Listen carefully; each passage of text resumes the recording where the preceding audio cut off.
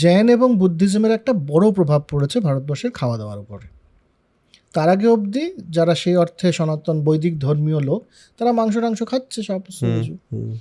জৈনরা এসে প্রথম যে কোনো প্রাণী বা যে কোনো জীবের প্রতি অত্যাচার করা যাবে না খাবার জন্যে, এমনি একটা কনসেপ্ট চালু করলেন।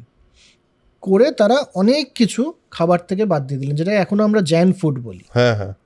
জৈন ফুডের মধ্যে যেমন ধর তোর মাংস মাছ এগুলো সমস্ত বাদ হয়ে গেল, মাংস মাছ ডিম এগুলো সমস্ত বাদ। ডিম খাওয়া হতোই না তেমনি করে, বা মাংস মাছ বাদ হয়ে গেল। অ্যালকোহল বাদ হলো। অ্যালকোহল খাওয়ার একটা পুরনো আমাদের কিন্তু রীতি মানে রীতিমতো একটা লিগেসি আছে, আমরা আসতে পারি সেখানে। সোমরস নয়, শুধু মদিরার ওপরে। হ্যাঁ, কিন্তু অ্যালকোহল খাওয়া বন্ধ করলেন, কারণ অ্যালকোহলের খেয়ে মানুষ হিংস্র হয়ে যেতে পারে। তো জৈনরা এটা বাদ দিলেন। মাটির নিচে যে সমস্ত ফসল ফলে, আলু, গাজর, মূলো, এগুলো খাওয়া বাদ হলো। যে ওগুলো যখন ওঠানো হবে তখন তো একটা হিংস্র প্রসেস প্রথমত। দ্বিতীয়ত মাটির যে সমস্ত জীবজন্তু আছে, কীটপতঙ্গ, তারা মারা যাবে, কাজে এগুলো বাদ। মধু খাওয়া বাদ, কারণ মধু